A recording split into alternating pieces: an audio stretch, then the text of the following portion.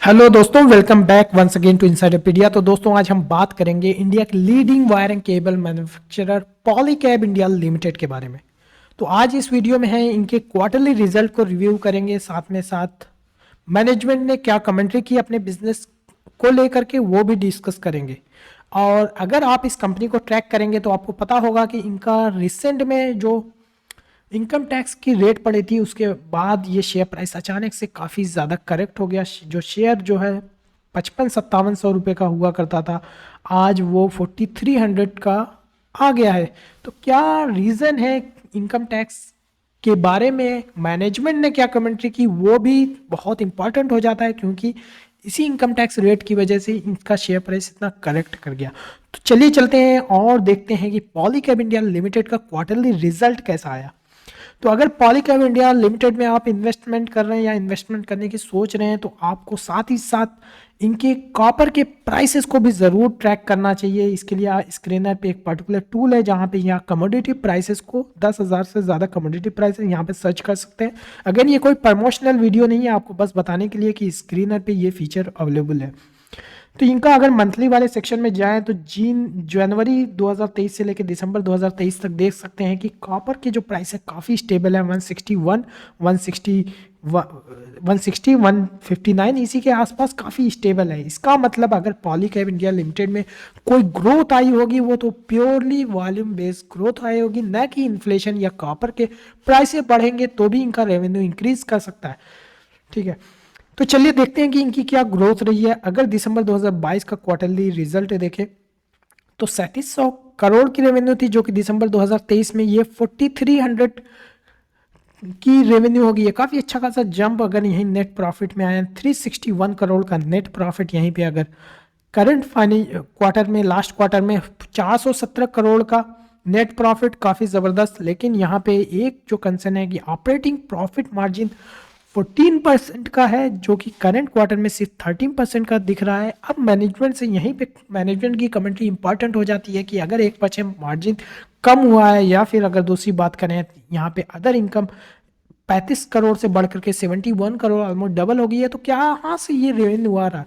तो अगर आप मैनेजमेंट की कमेंट्री को डिटेल में डिस्कस करेंगे, जो कि मैं अभी डिस्कस करने वाला हूँ, तो ये सारे क्वेश्चन का आंसर मिल जाएगा। तो चलिए चलते हैं, एक एक करके डिस्कस करेंगे। अगर इनका इबिट्टा मार्जिन देखें तो 1% कम हुआ है। वहाँ पे मैनेजमेंट ने बताया कि इनका इबिट्टा मार्जिन कम हुआ है क्योंकि इन्होंने एडवर्टीजमेंट और प्रमोशन में जो एक्सपेंडिचर था 90 करोड़ का किया है, जो कि पिछले क्वार्टर से ऑलमोस्ट डबल है। अब ये अचानक से डबल क्यों हो गया एक्सपेंडिचर? तो इन्होंने पार्टनरशिप की थी इंटरनेशनल क्रिकेट काउंसिल से, आईसीसी से। तो इन्होंने ओडीआई क्रिकेट वर्ल्ड कप जो कि लास्ट क्वार्टर में हुआ था, उन्होंने पार्टनरशिप की थी और अपने ब्रांड प्रमोशन कराए थे। यहीं पे अगर एडवर्टीजमेंट एंड प्रमोशन का एक्सपेंडिचर देखा जाए पिछले 9 महीने में, तो यहाँ पे इन्होंने कहा कि B2C जो इनका बिजनेस है, जो वायर, जो स्विच गियर, इसके अलावा फैन, ये सारे जो प्रोडक्ट बेचते हैं, इसमें 4.2% है इनका टॉप लाइन का, जो कि मैनेजमेंट ने बहुत पहले बता दिया था कि ये हमारा जो एक्सपेंडिचर है 3 से 5% टॉप लाइन का रहेगा। तो मैनेजमेंट उसी के हिसाब से ही एडवर्टीजमेंट और प्रमोशन पे खर्चे कर रही है, तो जो कि ये रिकरिंग बेसिस पे 3 से 5% का ये इतना खर्च करेगी ही करेगी। वहीं पे अगर वर्किंग कैपिटल साइकिल को देखें तो ये करंट टाइम में 51 डेज है और ये बहुत ही अच्छा इंप्रूवमेंट हुआ है।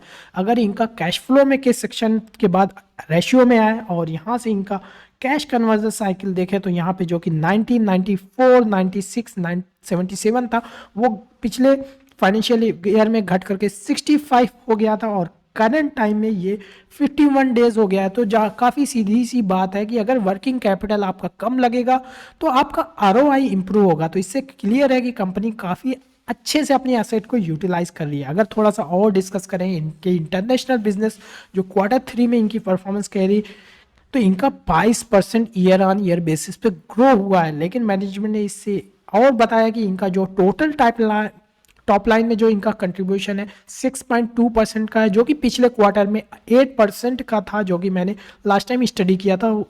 तो मुझे याद है तो मैं बता रहा हूँ। तो यहाँ से देखें तो थोड़ा सा इनका अगर देखा जाए तो ओवरऑल टॉप लाइन में जो 8% का कंट्रीब्यूशन था वो घट करके 6.2% रह गया। तो मैनेजमेंट बताया था कि इसका सीधा सा वजह यह है कि जो इजराइल और हमास का जो कॉन्फ्लिक्ट चल रहा है उस रीजन में जहाँ से ये सप्लाई करते थे वो ब्लॉक हो गया, जिसकी वजह से इनका 3 हफ्ते के बजाय जो कंटेनर पहुंचता था अभी 6 हफ्ते में पहुंच रहा है, जिसकी वजह से कुछ ऑर्डर्स डिले हो रहे हैं। ये एक मेजर रीज़न बताया। इसके अलावा अगर हम रिसेंट क्वार्टरली ग्रोथ की तरफ देखें तो इन्होंने बताया कि जो इंटरनेशनल बिजनेस है यहाँ पे ये मार्केट को समझ रहे थे और इन्होंने ट्रांजिशन किया है, डिस्ट्रीब्यूशन मॉडल पे ले जा रहे हैं अपना बिजनेस को, यूएस का बिजनेस का। और जैसे कि मैंने बताया कि इजराइल हमास वार की वजह से ट्रेड रूट में जो प्रॉब्लम हो रही है उसकी वजह से कंटेनर पहुंचने में काफ़ी टाइम लग रहा है। इसके अलावा अगर नेशनल प्रोजेक्ट्स की बात करें तो यहाँ पे renewables, railway, power infrastructure, defence sector में हर सेक्टर बिना वायर एंड केबल के कोई भी प्रोजेक्ट एग्जीक्यूट नहीं हो सकता। तो ये सारी चीज़ों में इन्होंने सप्लाई की है और यहाँ पे ये नेशनल प्रोजेक्ट्स में इनके प्रोडक्ट यूज हुए हैं। यहाँ पे कैपेक्स प्लान के बारे में कंपनी ने बताया कि ये करंट फाइनेंशियल ईयर में इनका काफ़ी कम कैपेक्स प्लान था, लेकिन इन्होंने अपनी कैपेसिटी को बढ़ाने के लिए ताकि फ्यूचर की जो डिमांड है उसको फुलफिल कर सके तो इन्होंने 800 से 900 करोड़ का कैपेक्स प्लान जो है इनका इसी फाइनेंशियल ईयर में इतना इन्वेस्टमेंट करेंगे। इसके अलावा FY25 में ये 600 से 700 करोड़ का इन्वेस्टमेंट अगले फाइनेंशियल ईयर में भी इनका करने का एकदम प्लान बना लिया है। इससे काफ़ी क्लियर है, मैनेजमेंट ने कई बार कहा कि अगर हमारा जो कैपेसिटी यूटिलाइजेशन करंट में टाइम में 75 to 80% ऑलमोस्ट होने वाला है तो हम फुल कैपेसिटी यूटिलाइजेशन का वेट नहीं करेंगे, हम पहले से ही अपना कैपेसिटी ऐड कर लेंगे ताकि जैसे ही डिमांड हो हम अपनी कैपेसिटी बढ़ा करके उतनी मैन्युफैक्चरिंग कर सकें। तो ये काफ़ी सही होता है। वैसे अगर आप देखें कि इनका क्वार्टरली रिजल्ट या अगर पीएनएल देखें तो काफ़ी देख सकते हैं कि इनको एसेट टर्नओवर कैसे बढ़ाए। प्रॉफिट बिफोर टैक्स 1100 से 2200 करोड़ हो गया, लेकिन डिप्रेशिएशन वहीं का वहीं बढ़ा हुआ है। इससे क्लियर पता लगता है कि कंपनी का एसेट टर्नओवर बढ़ रहा है और सेम ही डिप्रेशिएशन पे कंपनी का profit before tax almost double हो गया है। तो यही होता है जब कैपेसिटी फुल्ली यूटिलाइज होने लगती है तो कंपनी के जो भी खर्चे होते हैं वो काफ़ी ऑलमोस्ट कांस्टेंट बने होते हैं, जो कि डिप्रेशिएशन काफ़ी बड़ा पार्ट है, लेकिन इसकी वजह से रेवेन्यू और साथ ही साथ नेट प्रॉफिट काफ़ी ज़्यादा जंप कर जाता है। अभी देखेंगे कि यहाँ पे जैसे मैंने बताया कि 200 करोड़ से ऑलमोस्ट 400 करोड़ डिप्रेशिएशन नहीं हुआ, लेकिन प्रॉफिट बिफोर टैक्स 1100 से 2200 करोड़ हो गया। यही होता है जब कैपेसिटी हायर यूटिलाइजेशन होने लगे। ठीक, कुछ और चीज़ें देखें। एफएमईजी बिजनेस जो कि काफ़ी बड़ा कंसर्न बना हुआ है, यहाँ पे डी ग्रोथ हुई है 15% की ईयर ऑन ईयर बेसिस पे और यहाँ पे कंज्यूमर वीक कंज्यूमर डिमांड को देख रहे हैं और यहाँ पे इनका जो डी ग्रोथ हुई है। इसके अलावा अगर लाइट सेगमेंट में देखें तो यहाँ पे भी इनका प्राइस इरोजन हुआ है 5 से 6% और पिछले 18 महीनों से ये लगातार हो रहा है। काफ़ी इंटेंस कंपटीशन हो गया है छोटे छोटे प्लेयर्स और बड़े प्लेयर्स के बीच में, जो भी एलईडी बल्ब है ये सारे प्रोडक्ट बनाते हैं। और यहाँ पे इनका अगर बता फेस्टिवल पे भी इनकी कुछ खास डिमांड नहीं थी, तो यहाँ पे काफ़ी बड़ा कंसर्न है और यहाँ पे मैनेजमेंट ने काफ़ी कुछ डिस्कशन किया, काफ़ी सवाल भी आए। तो इससे तो एक चीज़ क्लियर है कि मैनेजमेंट कहीं ना कहीं ये बिजनेस में जो कि 10 साल पहले इंटर किया था लेकिन अभी भी यहाँ पे प्रॉफिटेबल नहीं हो पाया है और मैनेजमेंट इसके बारे में अभी कुछ कहने से अभी कतरा रही है, ताकि अभी हमें 1-2 क्वार्टर वेट करना पड़ेगा तब जाकर के मैनेजमेंट बताएगी कि क्या इनका एक्शन प्लान होने वाला है, क्योंकि इसको बिजनेस में प्रॉफिटेबल होने में अभी कई क्वार्टर लग सकते हैं। जैसे कि यहाँ पे हम देख सकते हैं कि वायर एंड केबल में इनका 14-15% का मार्जिन हमेशा बना रहता है, लेकिन एफएमईजी बिजनेस में 1-2% का, जो कि इस क्वार्टर बढ़ करके -12% का मार्जिन, यानी जो भी 100 रुपये की ये सेल कर रहे हैं इसमें 12 रुपये नुकसान चला जाता है। ये काफ़ी क्लियर है कि इनका बिजनेस काफ़ी ज़्यादा इम्पैक्ट हुआ है। इसकी वजह से एफएमईजी में ये बिल्कुल भी ग्रोथ नहीं कर पाए, जो कि लास्ट ईयर ये 342 करोड़ का रेवेन्यू हुआ था, ये 296 करोड़ रुपए का रेवेन्यू हुआ।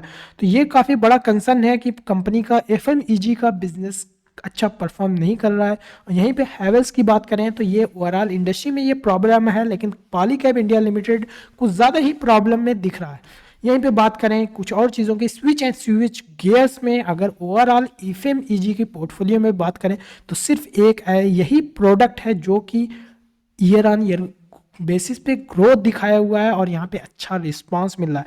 तो ज़रूरी नहीं है कि पूरा ओवरऑल एफएमईजी बिजनेस ही अच्छा परफॉर्म नहीं कर रहा है, बल्कि उसमें ये प्रोडक्ट है जो कि एक अच्छा परफॉर्म कर रहा है, जो कि एक पॉजिटिव सिग्नल है। इसके अलावा वन ऑफ इनकम जो देखी जाए, जैसे मैंने बताया था कि यहाँ पे क्वार्टरली रिजल्ट में आएंगे और यहाँ से देखेंगे तो यहाँ पे अदर इनकम जो कि हमेशा ट्रैक करना चाहिए। कभी कभी कुछ कंपनीज में ये other income top bottom line में काफ़ी ज़्यादा कंट्रीब्यूशन हो जाता है, तो अक्सर लोग ये नेग्लेक्ट कर देते हैं।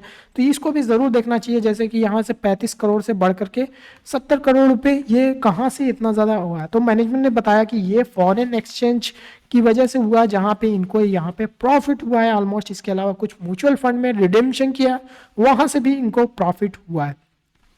एक और जो है वायर एंड केबल का जो फैक्ट्री यूटिलाइजेशन है, जो कि मैंने ऑलरेडी बता दिया है कि 70 to 75% ऑलरेडी हो चुका है। और इनके अलावा इनकम टैक्स की जो रेट पड़ी, मैनेजमेंट ने कहा कि हमें इनकम टैक्स डिपार्टमेंट से कोई भी अभी कम्युनिकेशन नहीं आया, हमें कोई भी लेटर रिसीव नहीं हुआ है। तो जब तक कि इनकम टैक्स डिपार्टमेंट कुछ हमें रिटर्न कुछ लिख करके नहीं देगी तो हम कुछ भी जवाब नहीं दे पाएंगे। यही बार बार ये सवाल हुए कि क्या क्या इनकम टैक्स से जो रेड हुई, कुछ इनकम टैक्स डिपार्टमेंट ने कुछ डॉक्यूमेंट भी प्रेस रिलीज में रिलीज किए हैं, उस पर आपका क्या कहना है। तो मैनेजमेंट ने हर सारे क्वेश्चन को बाइकाट करते हुए यही कहा कि हमारा इनकम टैक्स डिपार्टमेंट से हमें कुछ भी अभी रिटन कम्युनिकेशन नहीं मिला है, जब तक कम्युनिकेशन नहीं मिलेगा हम कुछ भी जवाब नहीं देंगे।